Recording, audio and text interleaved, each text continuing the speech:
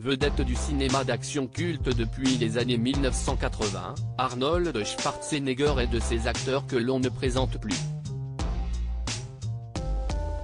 Lors de ses premiers pas à Hollywood au début des années 1970, le jeune débutant tout droit venu d'Autriche se voit obligé de changer d'identité et d'adopter un pseudonyme afin de séduire le public américain. Arnold Schwarzenegger est sans doute l'un des acteurs les plus connus du grand public. Grand adepte du culturisme, son impressionnante musculature lui permet de dérocher un ticket doré pour Hollywood et de collaborer avec plusieurs cinéastes reconnus comme James Cameron, Paul Verhoeven ou encore Ivan Reitman. À partir des années 1980, celui qui deviendra plus tard gouverneur de Californie de 2003 à 2011 devient une vedette culte du cinéma d'action et apparaît dans plusieurs sagas telles que Terminator et Expendables.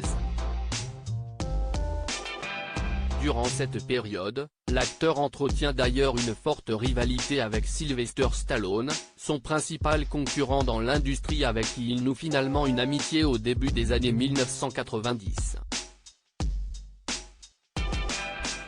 Avant de connaître le succès, Arnold Schwarzenegger naît en Autriche de parents catholiques pratiquants et reçoit une éducation stricte de la part de son père militaire.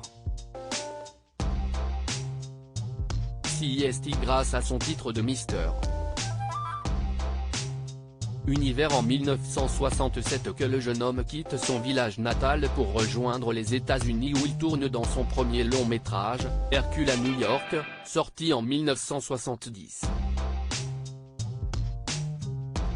Lors de ses premiers pas devant la caméra, l'interprète désormais âgé de 75 ans se voit obligé de changer sa véritable identité pour adopter un autre nom, comme le révèle le documentaire Arnold, disponible ce mercredi 7 juin 2023 sur la plateforme Netflix.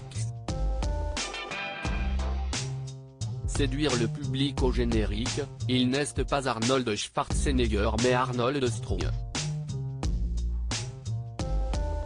L'ex-époux de Maria Shriver utilise ce pseudonyme sur les conseils de l'équipe de production du film qui le pousse à mettre en avant son activité de bodybuilder afin de séduire le public.